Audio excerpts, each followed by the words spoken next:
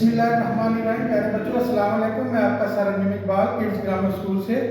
तो आपको पता है कि हम 10th क्लास के न्यूमेरिकल जो हैं वो सॉल्व कर रहे हैं। तो उसका पहला यूनिट हम सॉल्व कर रहे हैं, सिंपल हार्मोनिक मोशन वाला। तो पहले लेक्चर में हमने 2 न्यूमेरिकल सॉल्व कर दिए थे।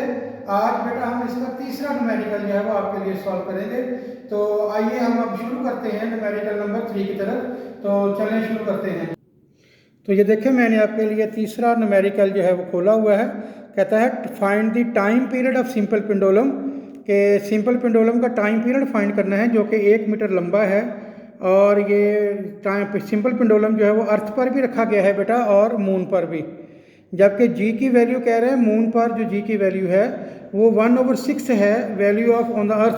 बेटा जितनी ज़मीन पर वैल्यू है ना जी की, ज़मीन पर आपको पता है जी की वैल्यू 10 होती है, तो चांद पर उसका छठा हिस्सा यानी 10/6 हो गई जी।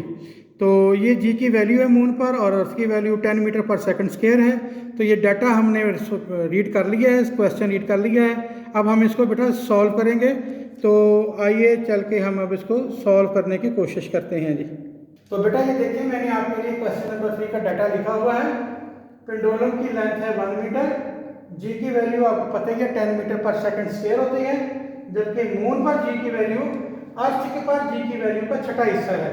तो अर्थ पर जी की वैल्यू 10 है, उसको मैंने 6 पर डिवाइड कर देना है।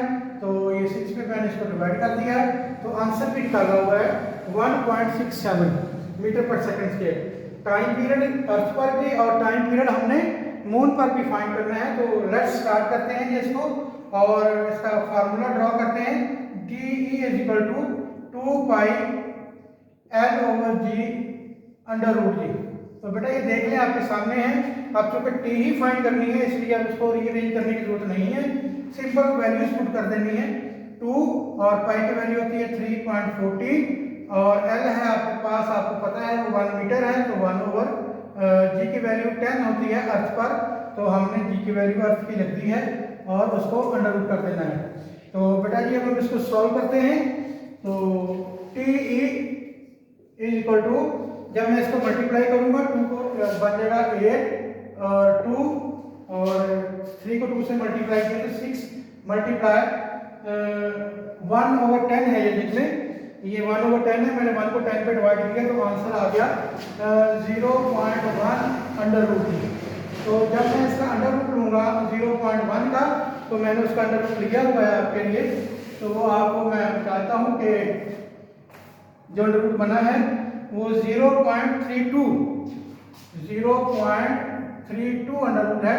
अब मैं दोनों को मल्टीप्लाई करूंगा दोनों को, तो आंसर हमारा आ जाएगा 2.0096 सेकंड।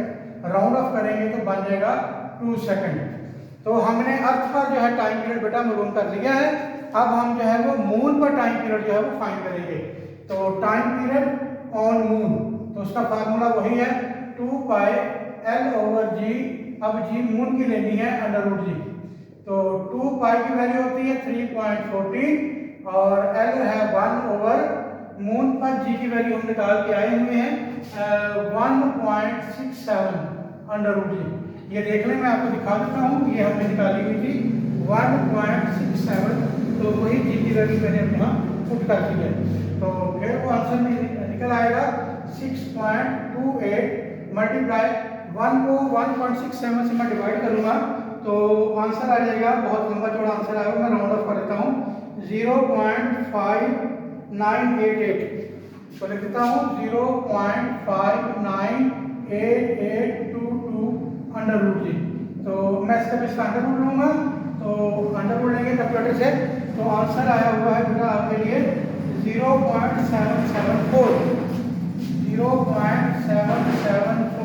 तो ये आंसर आया हुआ था। जब दोनों को हम मल्टीप्लाई करेंगे तो 4.86 आ जाएगा। 4.86 सेकंड राउंड ऑफ कर लेते हैं तो बन जाएगा 4.9 सेकंड। तो ये बेटा हमारा सवाल नंबर 3 जो है वो सॉल्व हो गया है। अब हम चौथे सवाल की तरफ बढ़ते हैं। तो प्यारे बच्चों, अब हम न्यूमेरिकल नंबर 4 का मैं आपको बुक पे दिखा रहा हूँ, पहले उसको रीड कर लेते हैं। A simple pendulum complete one vibration in 2 seconds कहता है कि एक पेंडुलम है जो 2 सेकंड के अंदर अपनी वाइब्रेशन जो है वो कंप्लीट करता है। कैलकुलेट इट्स लेंथ, इसकी लंबाई मालूम करें सिंपल पेंडुलम की, और जी की वैल्यू जबकि 10 मीटर पर सेकंड है। तो अब हम इसको सॉल्व करने की तरफ जाते हैं। तो ये क्वेश्चन बहुत छोटा सा है, मैंने लिख दिया है, डाटा सॉल्व लिख दिया, तो इंशाल्लाह सॉल्व करते हैं जी। बेटा ये सिंपल पेंडुलम मैंने आपके लिए बनाया हुआ है, उसमें थोड़ा सा आपको उस क्वेश्चन के अंदर जैसा आपने रीड किया उसमें बताया हुआ है कि सिंपल पेंडुलम है जो अपनी एक वाइब्रेशन 2 सेकंड में मुकम्मल करता है। वाइब्रेशन का मतलब होता है कि एक एक्सट्रीम पॉइंट से दूसरे एक्सट्रीम पॉइंट पे जाना, फिर वापस उसी एक्सट्रीम पॉइंट पे आना। जैसा कि पॉइंट ए से जाएगा मेन पोजीशन पर, मेन पोजीशन से जाएगा दोबारा बी पोजीशन पर, फिर वापस बी पोजीशन से दोबारा ए पोजीशन पर आ जाएगा। इस तरह ये एक वाइब्रेशन मुकम्मल करेगा। एक वाइब्रेशन मुकम्मल करने के लिए जो टाइम लिया वो 2 सेकंड लिया, इसलिए जो एक वाइब्रेशन मुकम्मल करने में टाइम लगता है उसको हम टाइम पीरियड भी कहते हैं। तो बेटा उसने यहाँ डायरेक्ट टाइम पीरियड नहीं दिया हुआ, उसने बताया कि एक वाइब्रेशन मुकम्मल करने में 2 सेकंड लगे, तो वो टाइम पीरियड ही है। जिसे एक नंबर ऑफ वाइब्रेशन, इसका टाइम जो लगता है नंबर ऑफ वाइब्रेशन कंप्लीट करने में, वो टाइम पीरियड होता है। तो आइए हम डाटा की तरफ अब चलते हैं और इसको सॉल्व करते हैं। तो वो देखो मैंने उसी डायग्राम से डाटा से टाइम पीरियड 2 सेकंड ले लिया। लेंथ फाइंड करनी है जबकि जी की वैल्यू 10 मीटर पर सेकंड स्क्वायर है। तो सिंपल पेंडुलम का फार्मूला इस्तेमाल करते हैं, T equal to 2 pi L over G under root ji.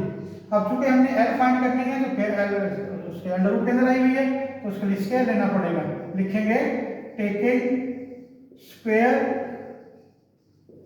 On both side, जैसे पहले लिया था पहले क्वेश्चन के अंदर वही ले रहे हैं।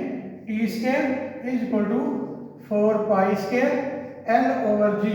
अब चूंकि हमने एल फाइंड करना है तो जो इसके साथ मल्टीप्लाई होगा जाकर डिवाइड हो जाएगा, जो डिवाइड हो रहा है उसके साथ मल्टीप्लाई होगा, सेम क्वेश्चन ही है। तो L is equal to T square G, क्योंकि ये इसके साथ मल्टीप्लाई हो गया, डिवाइडेड बाय 4 पाई स्क्वायर, तो ये स्क्वायर आ गया जी। अब हम इसकी वैल्यूज पुट कर देते हैं यहाँ। तो L is equal to T square की वैल्यू, टी की वैल्यू है 2, तो 2 का स्क्वायर हो गया, और G की वैल्यू है 10, तो 10 लिख देंगे, और उसके बाद 4 का 4 और पाई स्क्वायर की वैल्यू होती है 3.14 का स्क्वायर, तो जैसे कट गया। L is equal to 10 divided by 3.14 की वैल्यू हमने पहले भी निकाली हुई थी, फिर आ गई है 9.86 जी। तो 10 को जब हम 9.86 पे डिवाइड करते हैं तो आंसर आता है 1.014 मीटर। वैसे ये राउंड ऑफ होता तो नहीं है, लेकिन आंसर क्योंकि बुक में है ये तो वो बना देते हैं 1.02 मीटर। तो ये बेटा हमारा क्वेश्चन नंबर था 4। अब हम अपने क्वेश्चन नंबर 5 की तरफ बढ़ते हैं।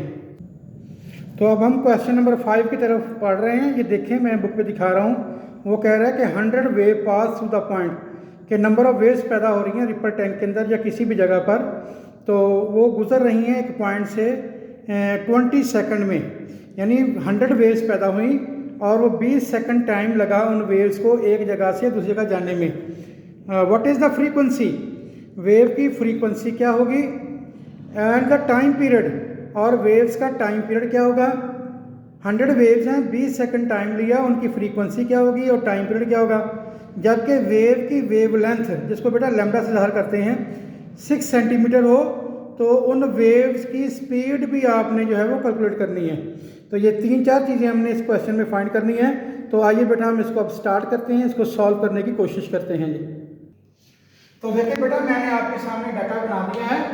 नंबर ऑफ वेव्स है 100 और टाइम लगाया था 20 सेकंड। तो इतनी वेव्स हैं, इतने टाइम में गुजर रही थी, कहा था फ्रीक्वेंसी और टाइम पीरियड फाइंड करते हैं। जबकि अगर वेव्स की वेवलेंथ फाइंड बताए तो वो कह रहा है 6 सेंटीमीटर। तो वेवलेंथ के बारे में भी आपने बुक के अंदर चैप्टर में पढ़ा हुआ है, तो उसका आपने सारी बातें चैप्टर पढ़ के आए होंगे, तो उस पर आपने ये देखा होगा वेवलेंथ क्या होती है। तो वो सेंटीमीटर में दी हुई है, तो मैंने इसको बेस यूनिट में कन्वर्ट कर दिया। 100 पे डिवाइड करने का मतलब ये है कि क्वांटिटी को, सेंटीमीटर को मैंने मीटर बना दिया है, और उसकी वेव स्पीड भी हमने फाइंड करनी है। तो सोल्यूशन स्टार्ट करते हैं। सबसे पहले फ्रीक्वेंसी फाइंड करते हैं। तो फ्रीक्वेंसी फाइंड करने का फार्मूला होता है नंबर ऑफ वेव्स, ये फार्मूला लिख रहा हूं आपके लिए फ्रीक्वेंसी का, डिवाइडेड बाय टाइम। तो वेव्स आपके पास है 100 और टाइम है 20 सेकंड। तो 100 को 20 पे डिवाइड किया तो आंसर आ गया 5 हर्ट्ज। तो ये इसकी फ्रीक्वेंसी हो गई। अब अगले पार्ट की तरफ चलते हैं। फ्रीक्वेंसी हमने निकाल ली, अगला काम है हमारा टाइम पीरियड फाइंड करना। तो अब हम टाइम पीरियड फाइंड करते हैं। तो टाइम पीरियड का फार्मूला बड़ा आसान सा है, T = 1/f। तो f हम अभी निकाल के आए हैं, देखिए f आपके पास है 5 हर्ट्ज। अब हम ये 5 हर्ट्ज वहाँ फ्रीक्वेंसी की जगह पे 5 लिख देंगे।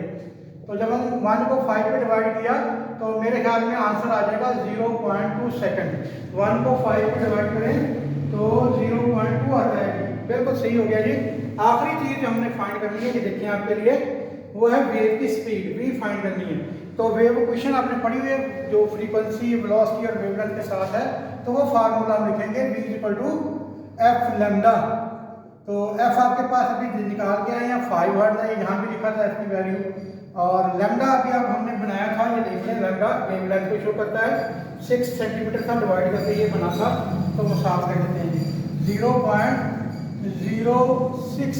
तो जब मल्टीप्लाई किया तो बन गया 0.3 मीटर पर सेकंड। तो बेटा हमारा क्वेश्चन नंबर 5 सवाल सॉल्व हो गया है। तो आज का हमारा ये लेक्चर भी कंप्लीट हो गया है। एक बात मैं आपसे करना भूल रहा हूँ कि हमारे चैनल को सब्सक्राइब भी करें, इसको शेयर भी करें और इससे लर्न करने की कोशिश भी करें और इसमें कमेंट भी करें ताकि आपके लिए जो है बेहतर से बेहतर वीडियो बनाई जा सके। बहुत शुक्रिया जी।